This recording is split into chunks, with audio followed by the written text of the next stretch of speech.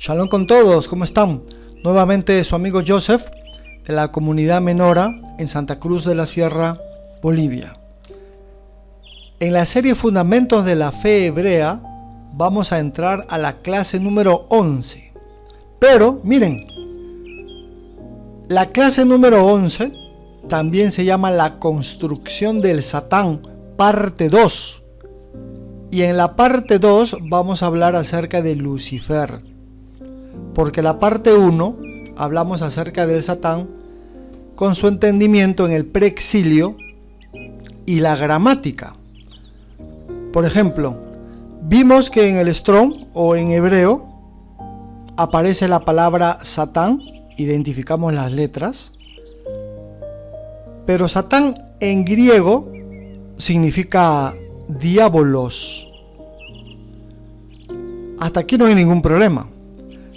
Pero, de alguna u otra manera, se ha identificado a el Satán en el capítulo 14 del libro de Isaías, como Lucifer. Por eso que en la foto dice Lucifer, la construcción del Satán, parte 2. Miren, la palabra para Lucifer, que así nosotros lo hemos entendido diacrónicamente, es decir, a través del tiempo, está la palabra Heilel, que se traduce como lucero de la mañana, es decir, Heilel es lucero nada más, ¿no? Helel o Heilel, ¿no? ¿Por qué Heilel o Helel? Porque la Hei, que es la primera letra de la derecha, también se puede traducir como, o fonéticamente se puede decir Helel, ¿no? O sea, perdón, Hei o G. Si es G sería Helel, y si es Hei sería Heilel. Así como Elohenu y Eloheinu. ¿Me dejo entender? Bueno, entonces este análisis es muy interesante, es muy bueno, se lo recomiendo. No se despeguen, porque precisamente tenemos que entrar al libro de Isaías en el capítulo 14. Pero antes de entrar en el capítulo 14 necesitamos entender los tiempos para saber ubicar el pensamiento, la doctrina de la palabra, en este caso Lucifer como Helel, dentro de estas etapas. Satán era una actitud dentro del entendimiento del preexilio. Pues fíjense ustedes de que Isaías se encuentra en el preexilio. Por lo tanto, a nivel contextual, histórico, gramatical, la palabra Lucifer no tendría por qué tener una connotación negativa de pensar que es un Satanás o el Satán. No sé si se me va entendiendo. Como nosotros estamos en el preexilio, entonces todavía no se ha construido la figura del Satán como un ser del mal, como un enemigo de Dios. No, todavía. Por lo tanto, Satán sigue siendo una actitud. Y si nosotros tenemos a Isaías 14, vean ustedes, el libro de Isaías está dividido en 3 partes, del capítulo 1 al 39, del 40 al 55 y del 56 al 66. Se ha dividido de esta forma por la crítica literaria y por su base en la estilometría, que tiene que ver los estilos literarios. Se han encontrado 3 estilos literarios dentro del libro de Isaías y se ha separado de esta manera. Entonces, el capítulo del 1 al 39 pertenece al preexilio. Por lo tanto, Helel ben Shahar, lucero hijo de la mañana, después entendido Helel como lucero y lucero como Lucifer, y Lucifer como el Satán, se tendría que ubicar aquí en el preexilio. precisamente por todas las bases que hemos ido cimentando. Y ahí dice que no hay un ser Satanás. Y en los otros aspectos, como ven en este cuadro, ya se va formando la idea de ese ser, que es el enemigo de Dios. Pero antes no existía. Por eso que dimos muchas evidencias. Entre ellas, demuéstrame dónde el Satán es el que hace el mal en la Torá. Demuéstramelo. ¿Quién destruye las ciudades? ¿Quién manda las plagas, las enfermedades, etcétera? ¿Quién hace el mal? No existe ningún ser. Satanás que hace el mal. Ahora vean, Moshe, sacaba demonios, exorcizaba al estilo de Yeshua en el Keter, en el mal llamado Nuevo Testamento. No existía la figura de los demonios tampoco. Moisés nunca sacó demonios a ningún israelita. No habían. No existía esa idea. Los ángeles no tenían nombre y no tenían jerarquía en la Torá. Muy interesante, ¿no?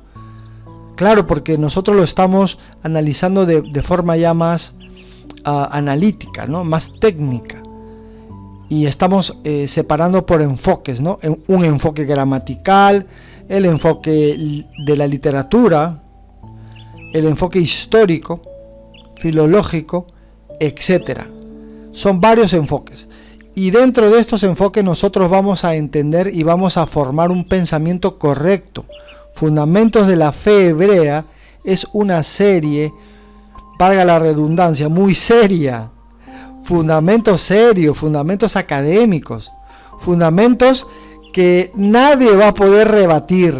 Es imposible que alguien diga, no, la historia la escribió el Satanás y los demonios y por eso que nos mienten, ¿no? No, nadie sabe cómo se formó la Biblia porque, es decir, se sabe, ¿no? Pero en la misma Biblia no te explica absolutamente nada cómo va ocurriendo la evolución, no te explica. Solamente tenemos la literatura de la Biblia como un libro sagrado para nosotros. Pero necesitamos información extrabíblica, es decir, no intrabíblica, no, fuera de la Biblia.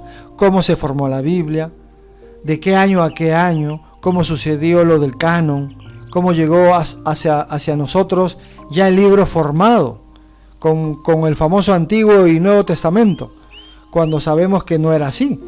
Es la Torá, los Nevi'im y los Ketuvim, la Biblia hebrea, o el Tanakh, así le llamamos, de manera correcta.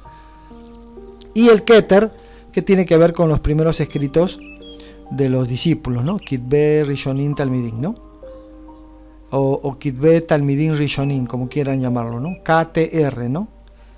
Y es así, mis estimados, como nosotros vamos a aprender de una manera correcta, sana.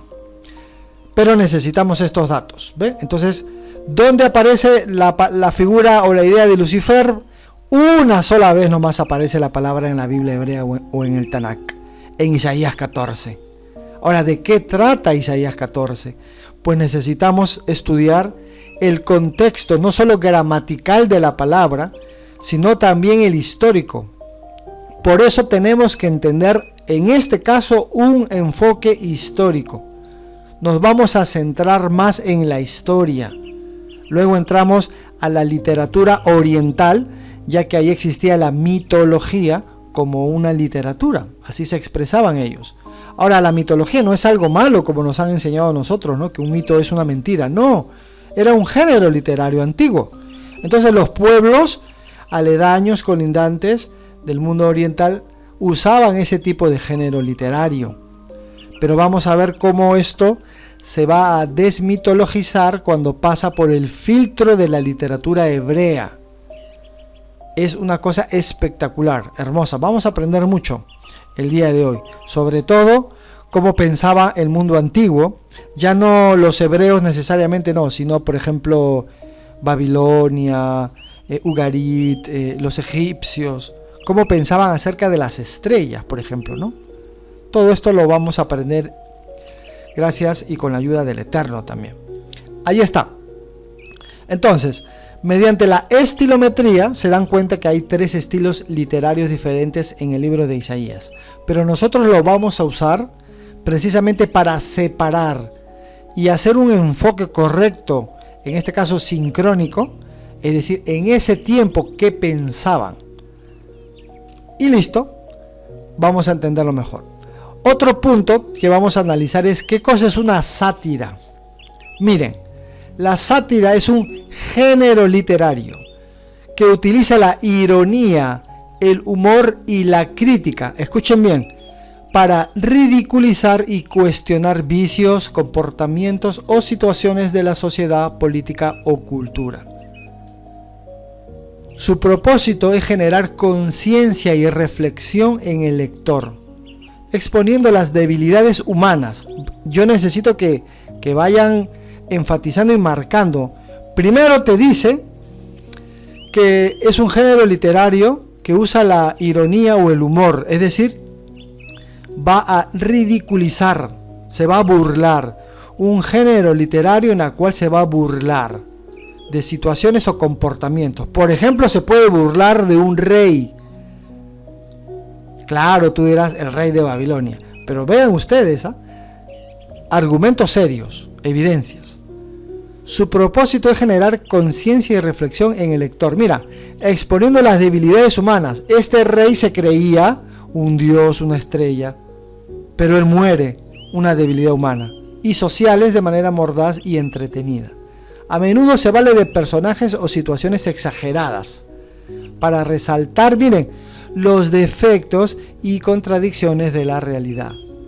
La sátira ha sido una herramienta poderosa en la literatura para denunciar injusticias y expresar disconformidad, dejando un legado de obras cuestionadoras e ingeniosas.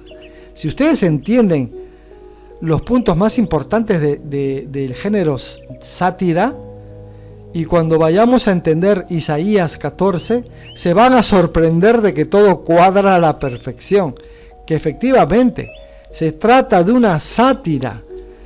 La Biblia de Jerusalén no dice dile esta parábola, mashal, dice dile esta sátira al rey de Babilonia, sátira.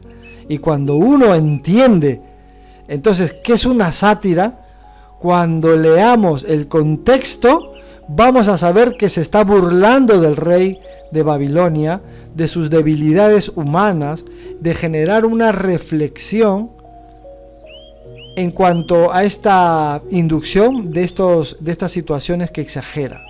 Y precisamente pues va a denunciar una disconformidad, ¿no? Un rey que quiere la hegemonía, tiene el poder, entonces quiere arrasar con todo el mundo oriental.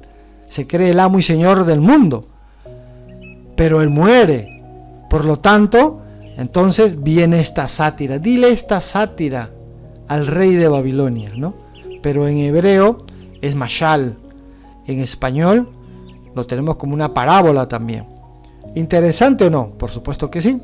Ahora veamos qué cosa es una mashal.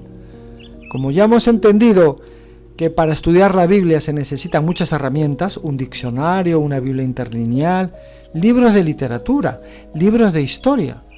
Si todo esto lo complementamos, entonces vamos a entender en ese tiempo cuál es el verdadero contexto, qué nos quiso decir el autor.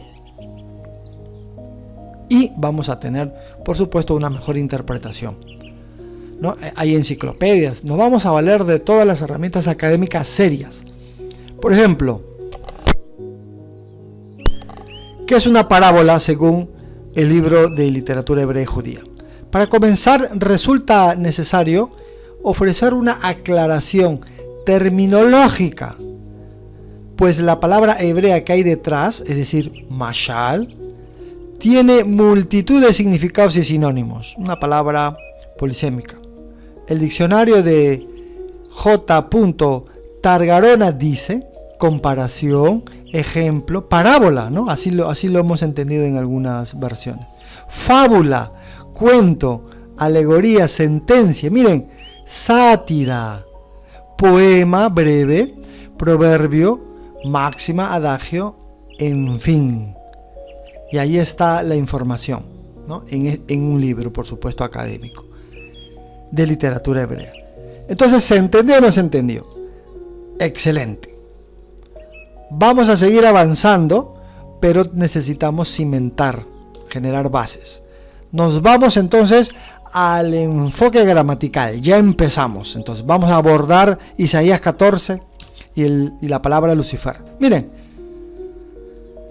Heilel, Isaías 14:11, dice: descendió al Seol tu soberbia, ¿no? La palabra Seol en hebreo es Sheol, pero se entiende también como tumba, para que vayan entendiendo. Dice: y el sonido de tus arpas, gusanos serán tu cama y gusanos te cubrirán.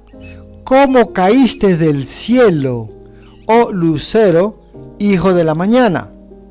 Detrás de la palabra lucero está el hebreo Heilel o Helel.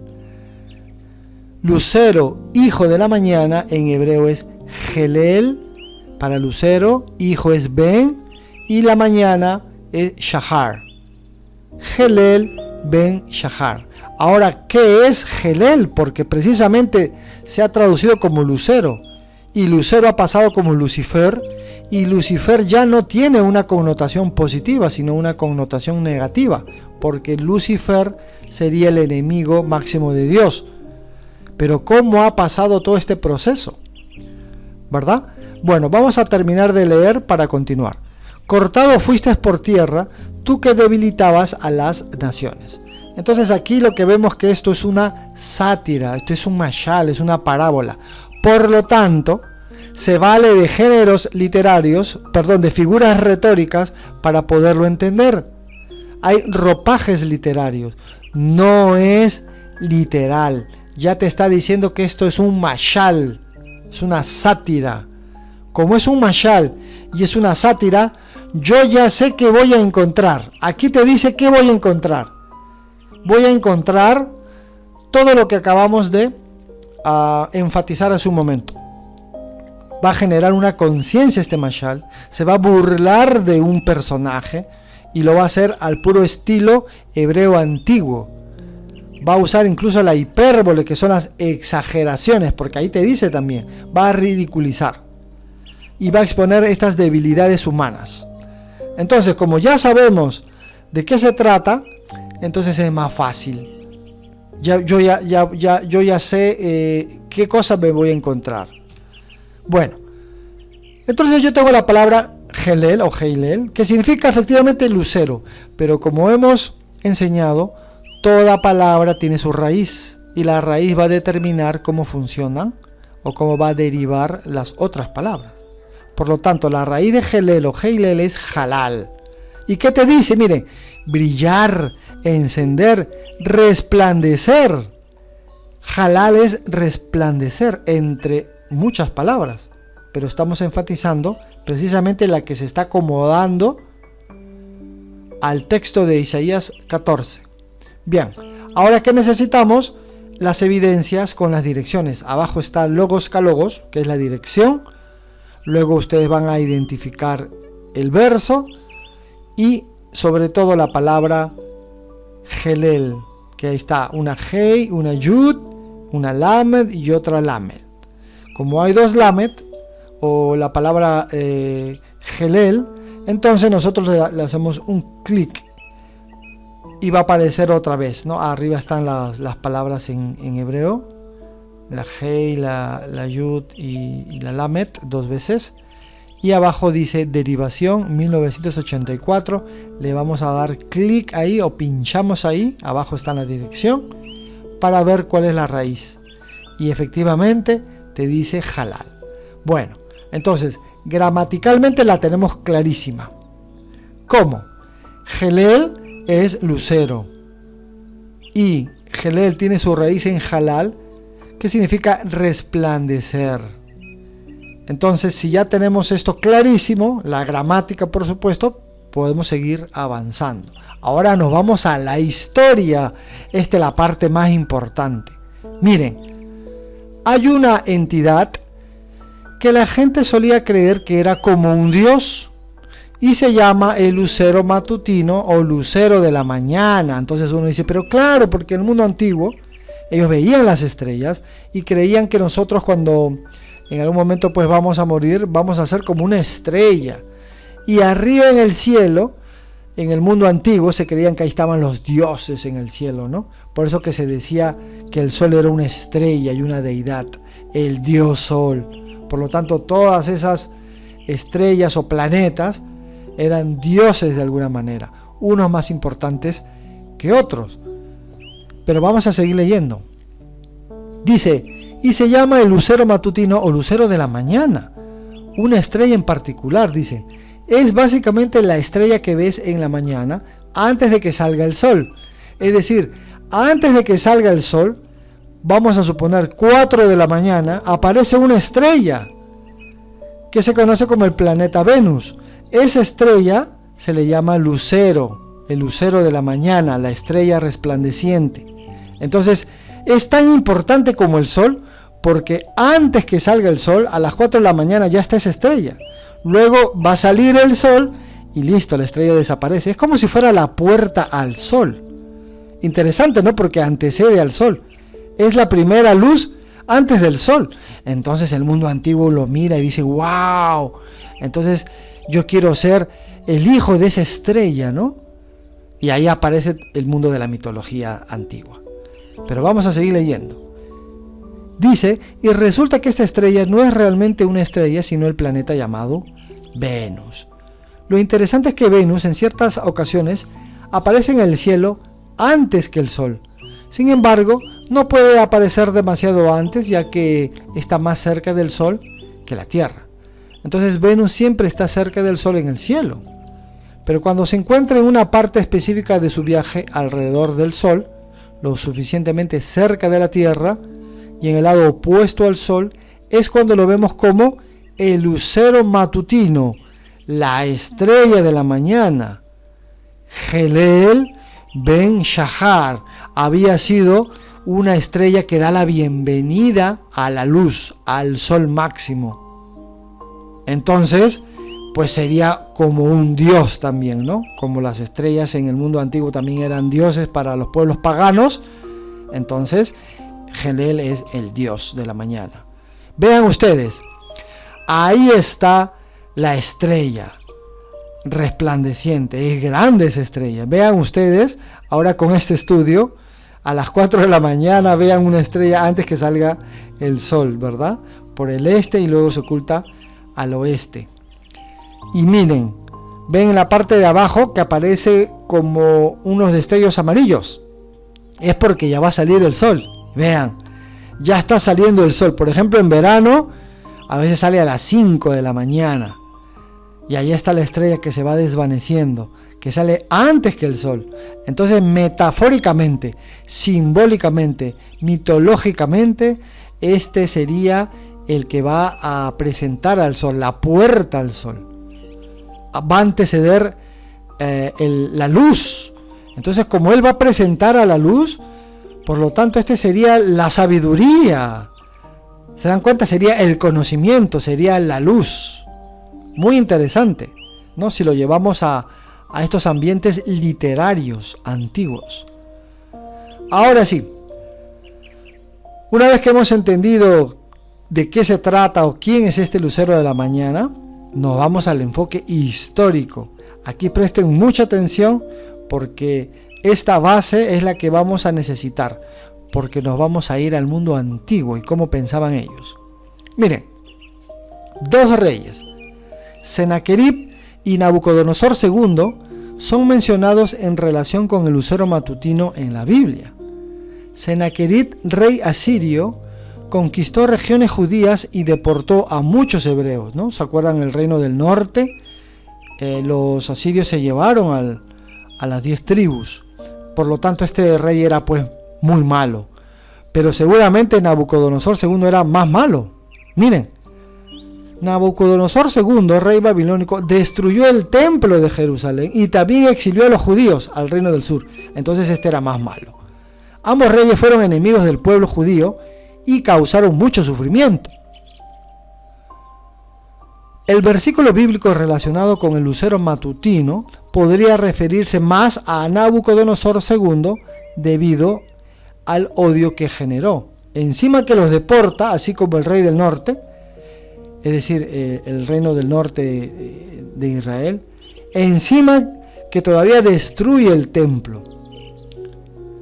Entonces parece que Nabucodonosor, el rey caldeo, fue incluso más odiado por los judíos debido a que destruyó su templo. Es probable que cuando Babilonia cayó ante los persas bajo el mando de Ciro, ¿se acuerdan?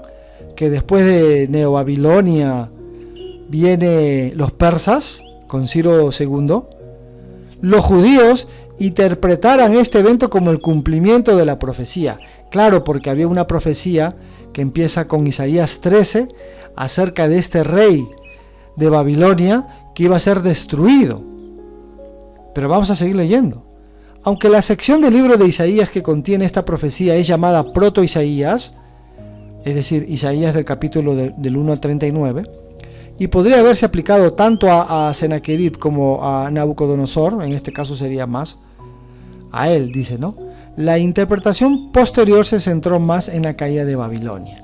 Es decir, efectivamente es Nabucodonosor II a quien iba la profecía. Para entender mejor el tema, es importante estudiar las antiguas mitologías cananea y egipcia, que influyeron en las creencias locales mucho antes de que los asirios y babilonios llegaran a la región. Es decir, ya había una creencia antigua antes del Isaías 14 y en contra del rey de Babilonia, que ahora se le acuñe a Nabucodonosor II. En hebreo la frase lucero hijo de la mañana se traduce como Helel ben Shahar. Shahar era el dios del planeta Venus o del alba en la mitología de Ugarit, una ciudad cananea que tuvo una gran influencia en la cultura hebrea antigua. Esta deidad era similar al dios Shu egipcio, quien también era el dios del aire luminoso y de la estrella matutina. Como esta estrella precede al sol, es el portador de la luz. Y uno dice, no, pero qué interesante, ¿no? El portador de la luz. Claro, porque detrás está el sol. Va a portar, va a anunciar al sol. Sale antes que el sol, precede al sol. Como es el portador de la luz, es el portador del conocimiento. Entonces ustedes vayan entendiendo cómo a Yeshua también más adelante se le asocia como el portador del conocimiento, el logos, en griego. Pero tú y yo sabemos que es la dabar, ¿no? La Torá hecha carne. ¿En qué sentido? Eso ya lo vamos a ver en posteriores enseñanzas. Aquí lo que nos interesa es que vayan ustedes viendo cómo se puede llevar la literatura y la interpretación de esta estrella, cómo se puede llevar al portador de la luz, al portador del conocimiento, a la sabiduría. Muy interesante poder entender la historia y luego poder aplicar la literatura. Pero vamos a seguir. La palabra Helel proviene del término hebreo halal, que significa espléndido o resplandeciente, ya lo vimos gramaticalmente en ese enfoque. Así que la traducción es correcta. Se hace referencia a algún ser importante, probablemente uno de los reyes conquistadores mencionados, que era un hijo resplandeciente de la mañana y que luego cayó en desgracia.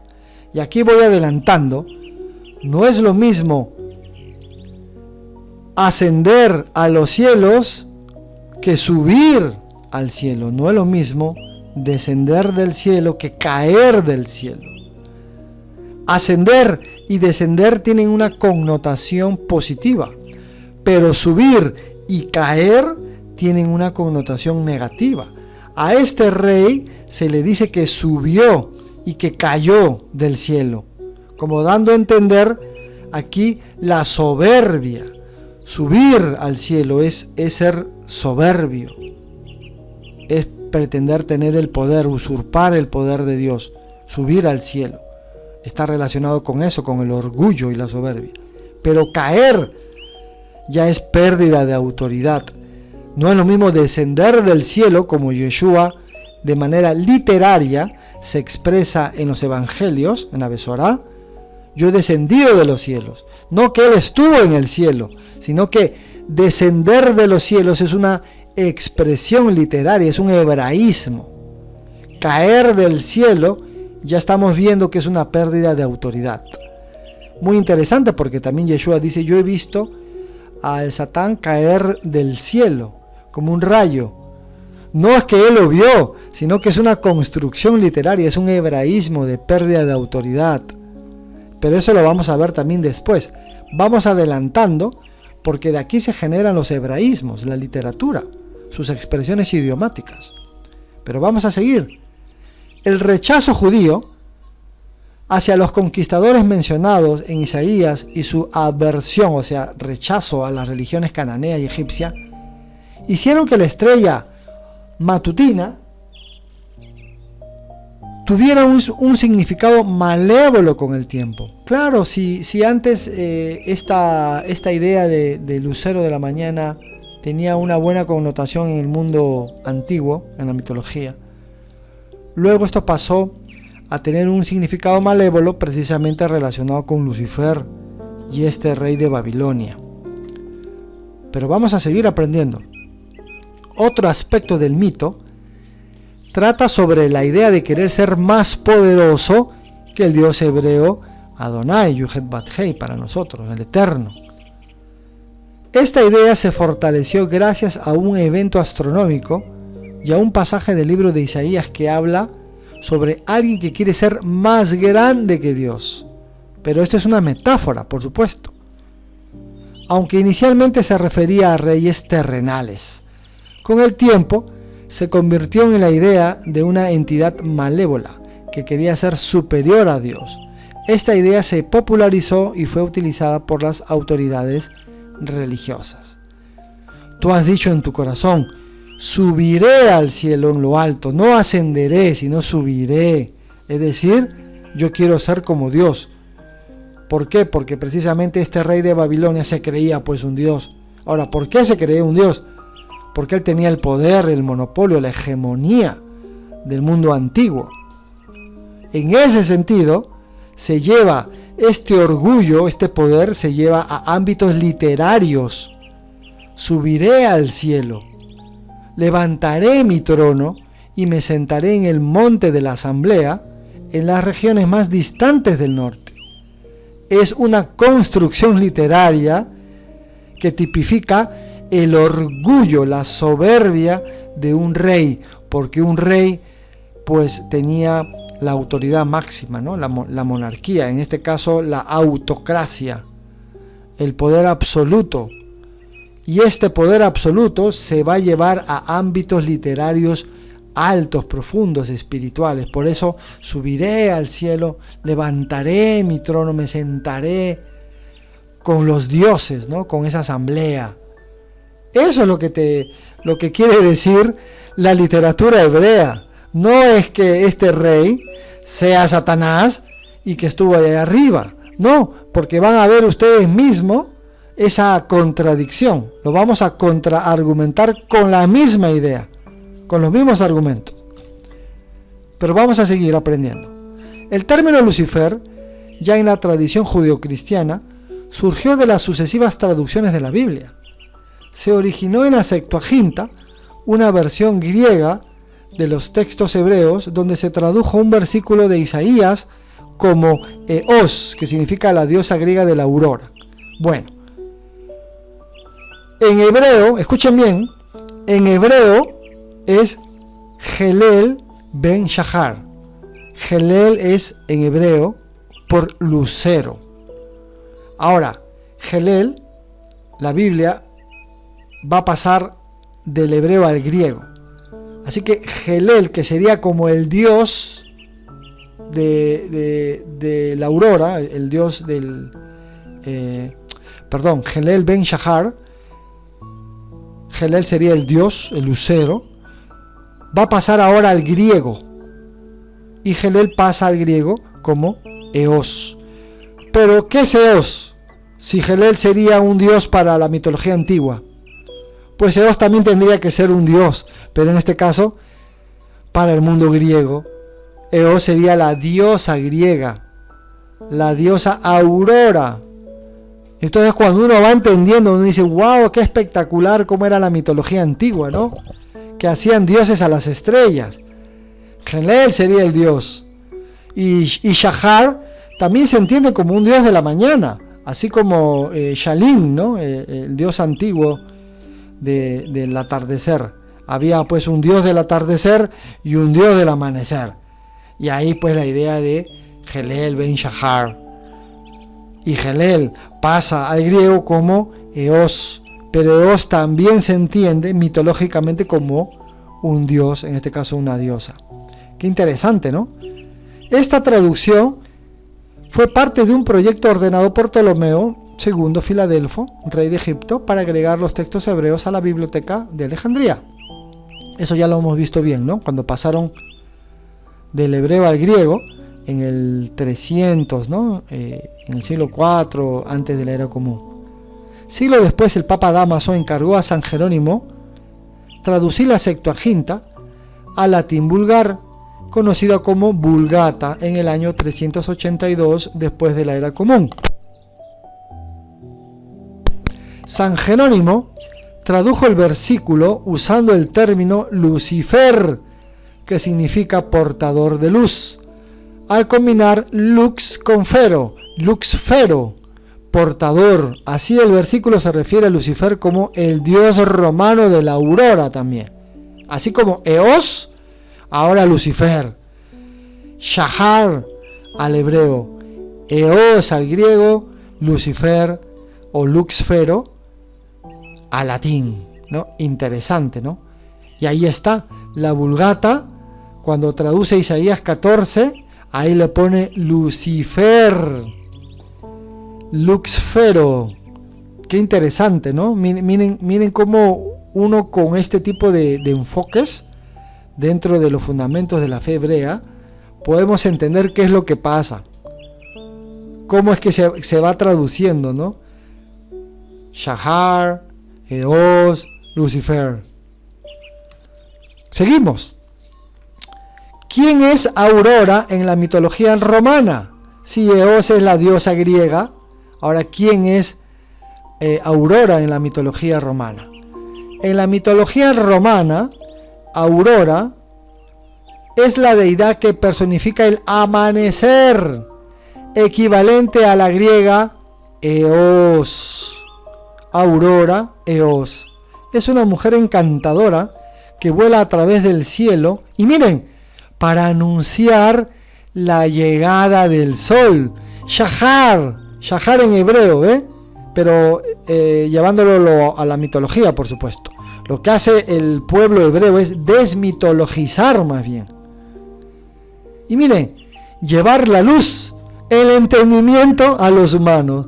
Lo que luego esto se desplaza a Yeshua, ¿no? Con el tema de logos, ¿no? Muy interesante. Miren cómo los judíos van desmitologizando y dicen, miren, ustedes adoran a la naturaleza, nosotros no.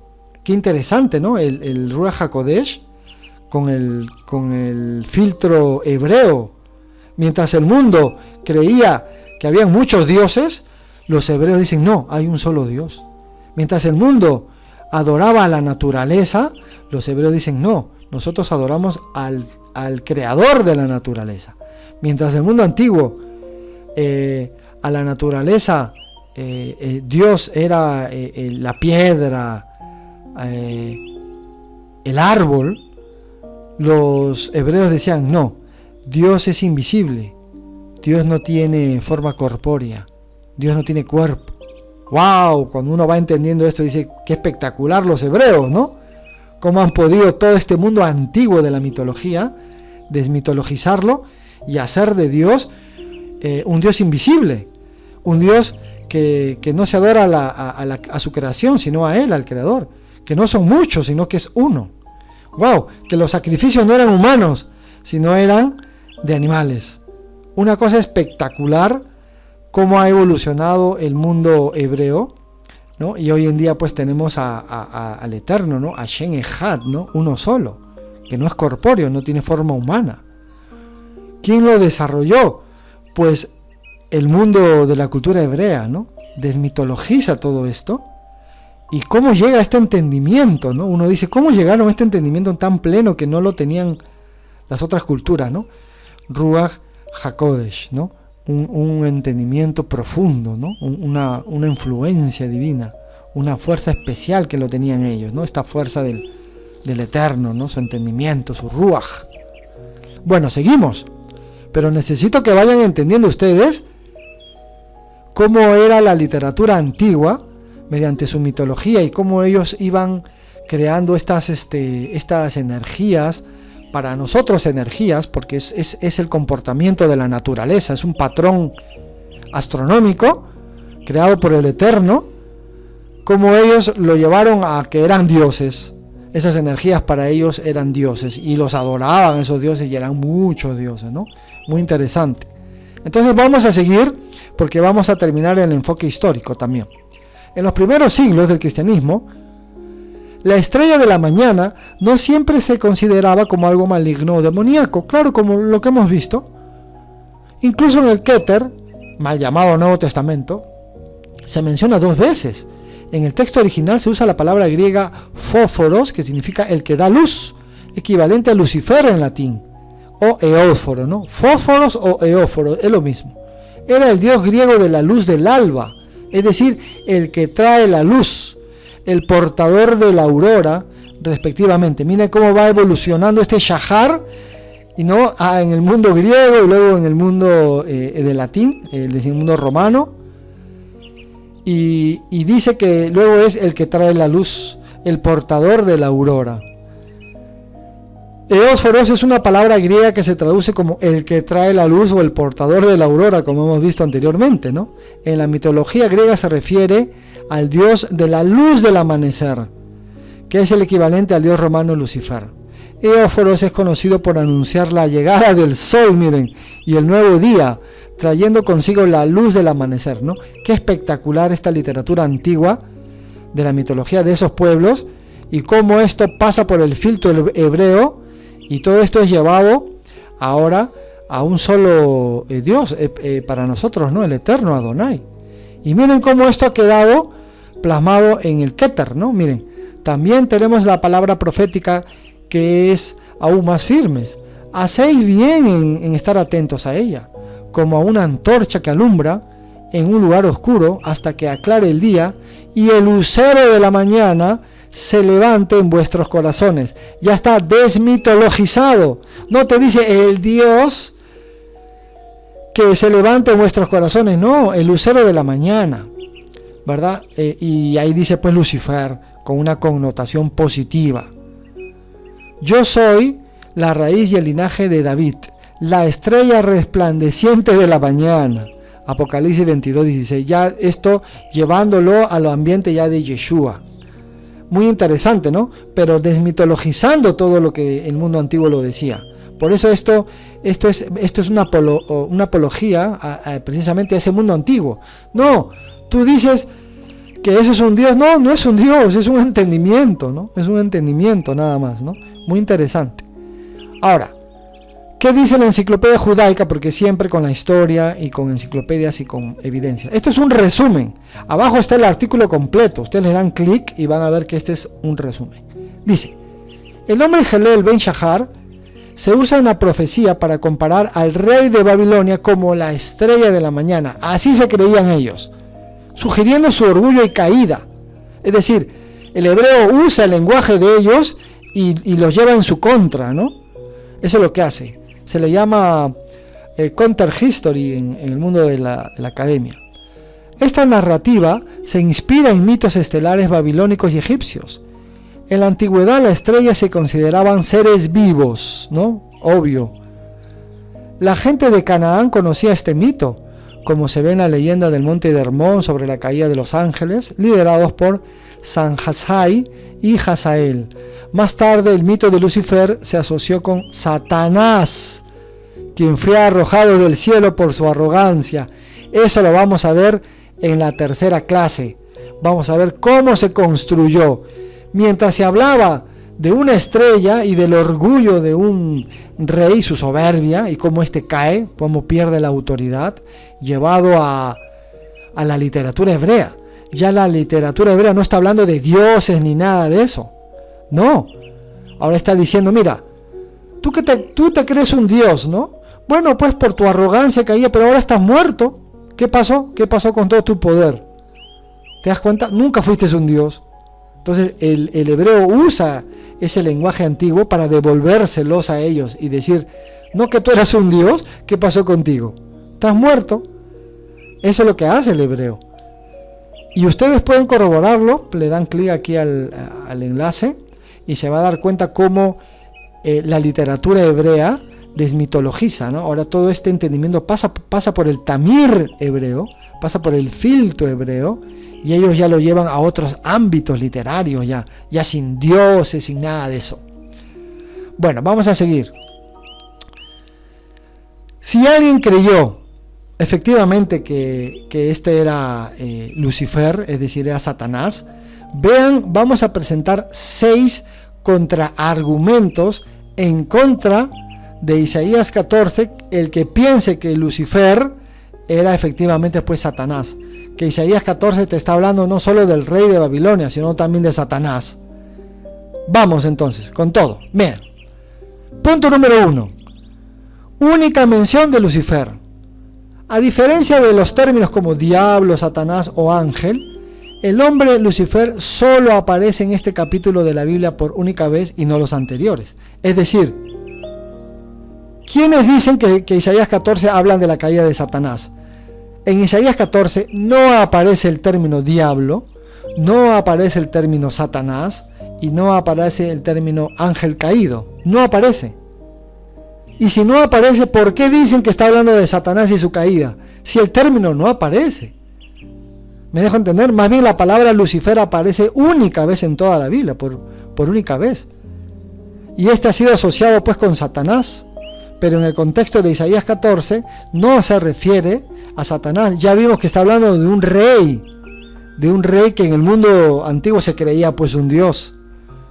Y el autor de Isaías 14 va a desmitologizarlo y va a decir, tú no eres ningún rey.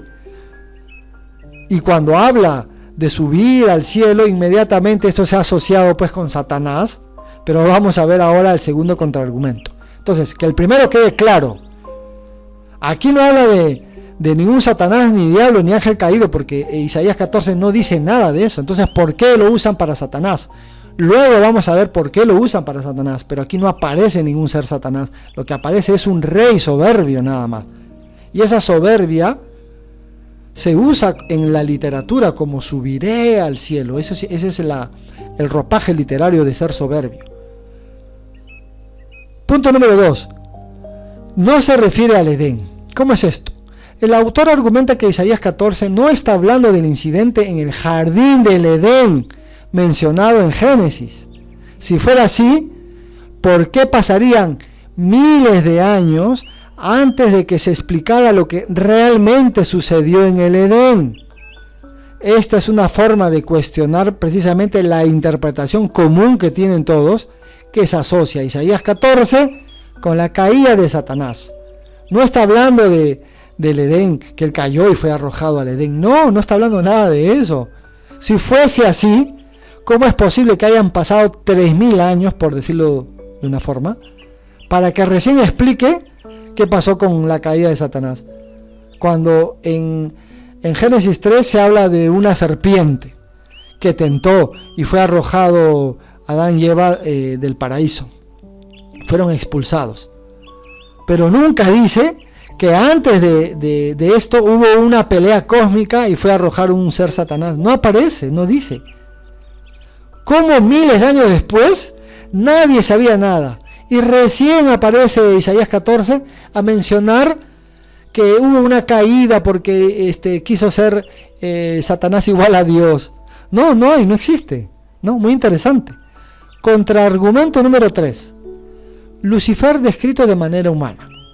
El autor señala que el pasaje se describe a Lucifer, lucero hijo de la mañana, cubierto de gusanos y objeto de burla por parte de los hombres. Esto se interpreta como una indicación de que ya no tiene poder después de ser expulsado del cielo? Si ya no tiene poder, ¿cómo es posible que le den un poder pues a Satanás?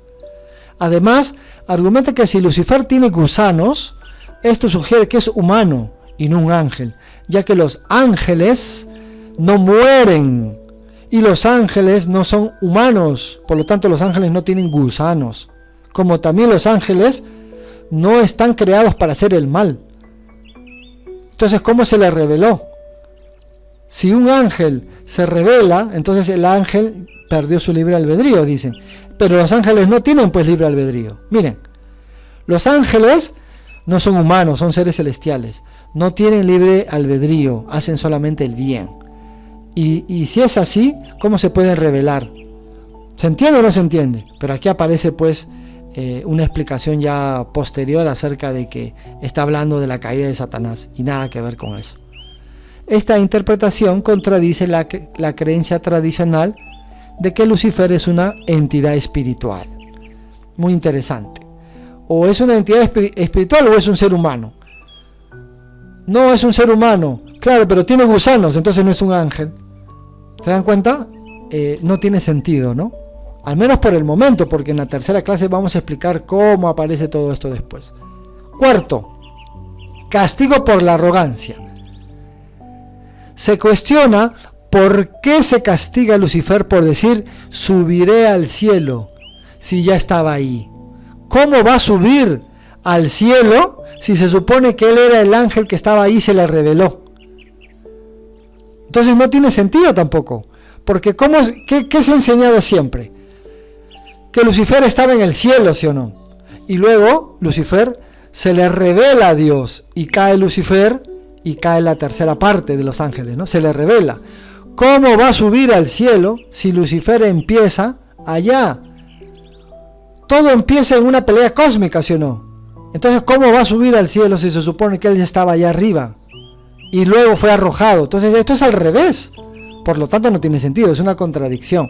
No, tendría que decir, Satanás, tú estuviste allá y fuiste arrojado de allá.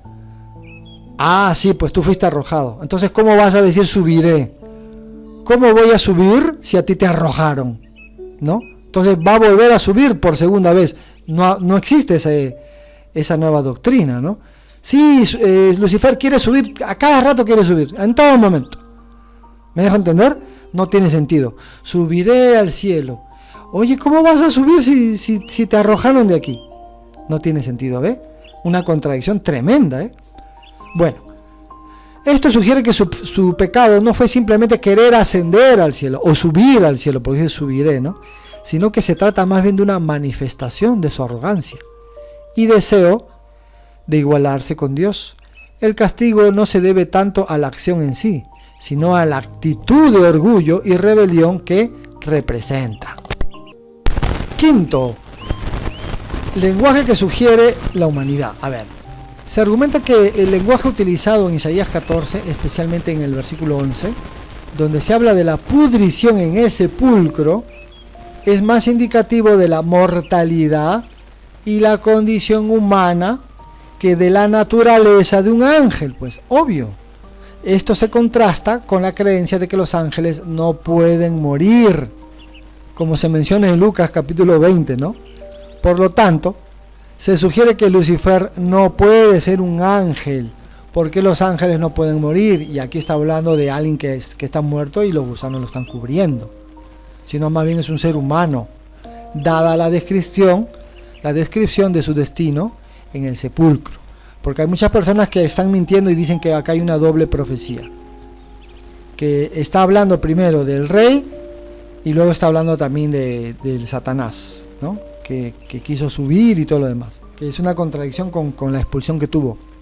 Y sexto, conexiones con otras escrituras, por ejemplo con Daniel, ¿no? Se señala que los versículos 13 y 14 de Isaías tienen conexiones en segunda de Tesalonicenses, que habla sobre el hombre de pecado.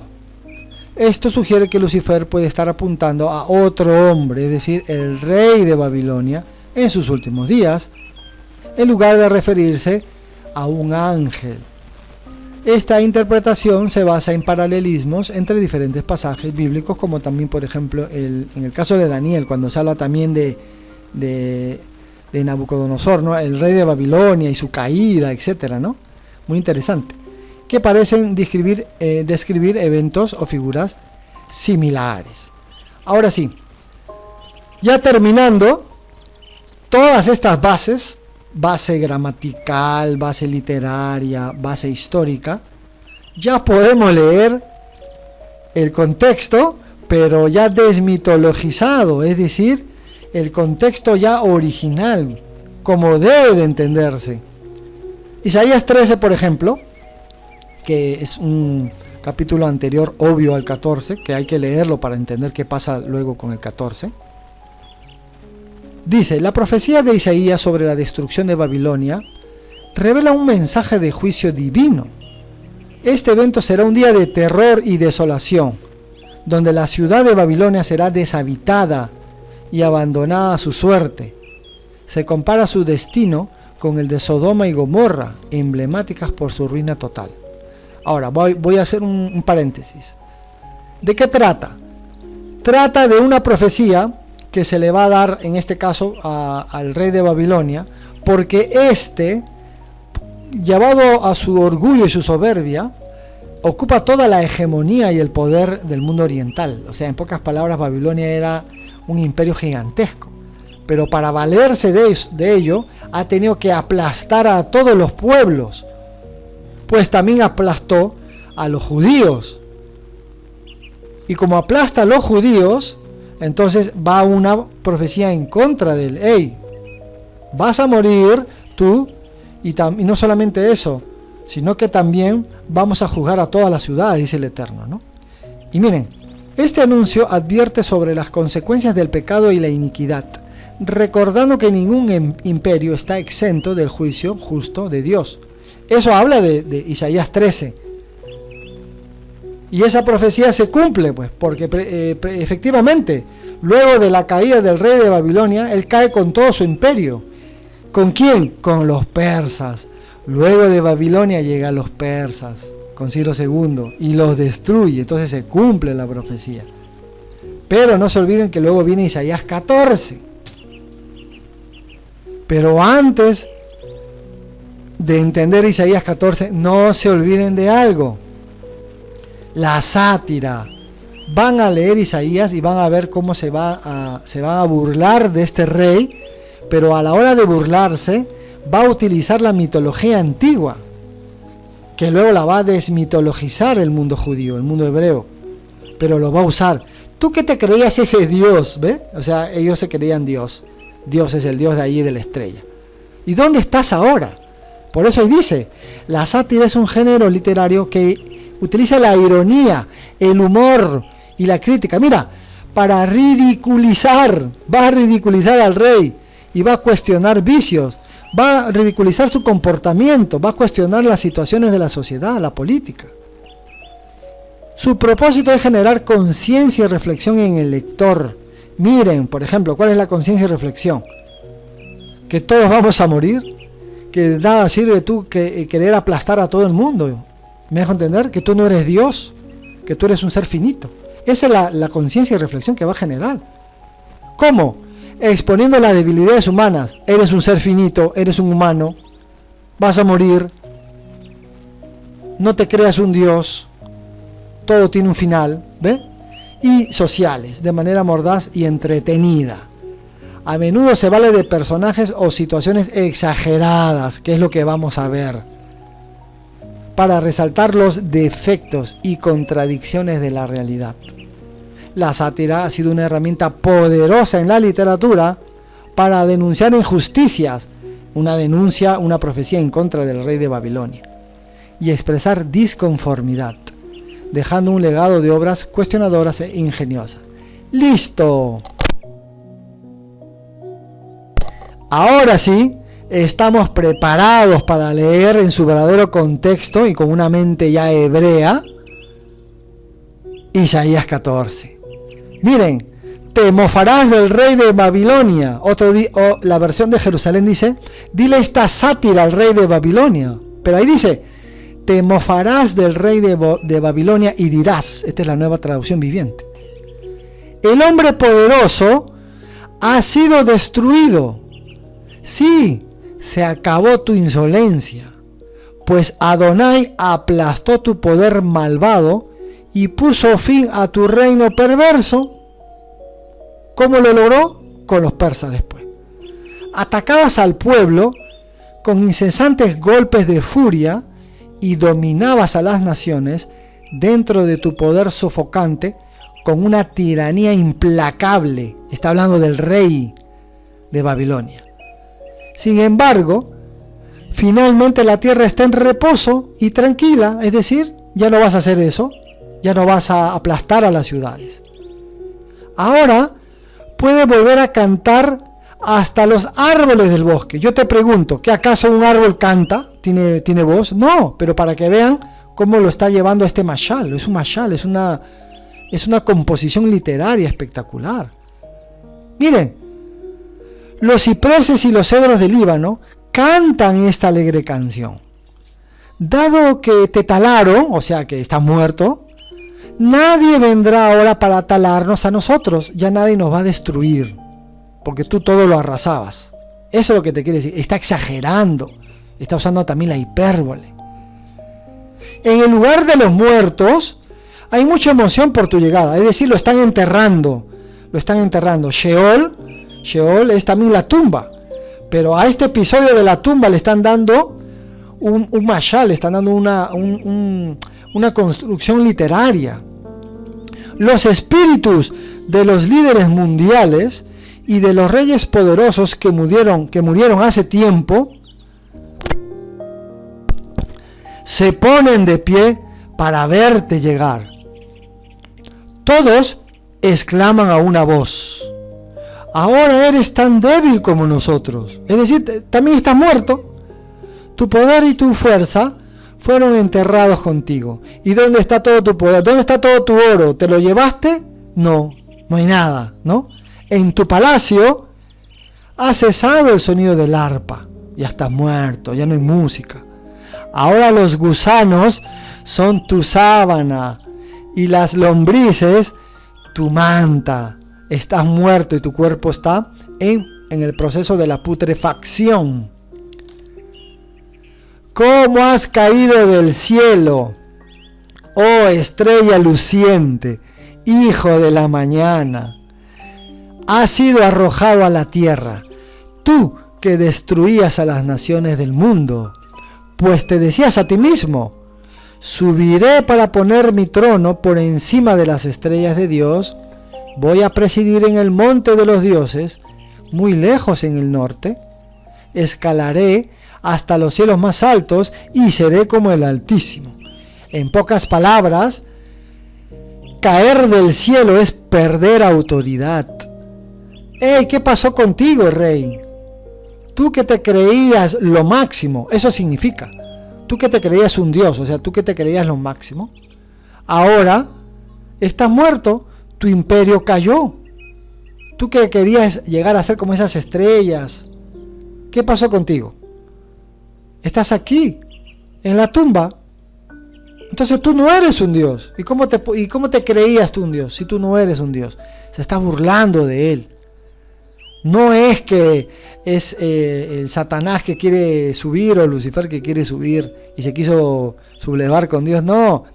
Es un mashal, es una sátira precisamente a la soberbia, a la arrogancia, a la egolatría de este rey.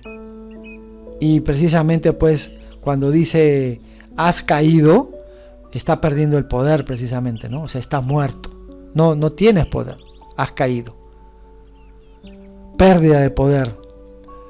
En cambio, serás bajado al lugar de los muertos, a las profundidades más hondas. Allí todos te mirarán y se preguntarán: ¿puede ser este el que sacudía la tierra y hacía temblar a los reinos del mundo?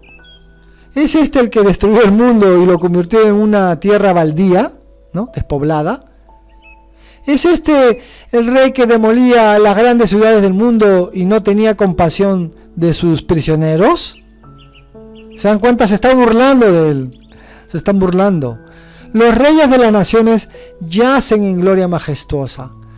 cada cual en su propia tumba, pero tú serás sacado también de tu sepultura como una rama inútil, como un cadáver pisoteado bajo los pies. Serás arrojado a una fosa común, como los que murieron en batalla, descenderás al abismo. Listo, mis estimados, entonces hemos terminado. Muchísimas gracias. Y aquí, para dar una conclusión, simplemente que se utiliza un lenguaje literario muy profundo para la arrogancia de un rey que se creía lo máximo, que se creía un dios, pero que al fin y al cabo, un ser finito como todo el mundo, acabó muerto como todos. Y esa es una gran lección, precisamente porque el día de hoy vemos a grandes dictadores que piensan que nunca van a morir, pero saben que uno de estos días pues van a morir, porque somos seres finitos. Claro que la reflexión sería: como entramos a este mundo sin nada y salimos de este mundo sin nada, queda nuestra esencia. Trabajemos en nuestra esencia, que eso sí es lo que se va a quedar. Verdaderamente, ¿qué dejamos nosotros? Que el Eterno nos bendiga a cada uno de ustedes y a seguir aprendiendo. Ya viene la tercera clase, que es una de las mejores de todas, porque es precisamente la construcción de qué pasó en el Keter, en el mal llamado Nuevo Testamento, acerca de esta figura del mal. Nos vemos. Gracias.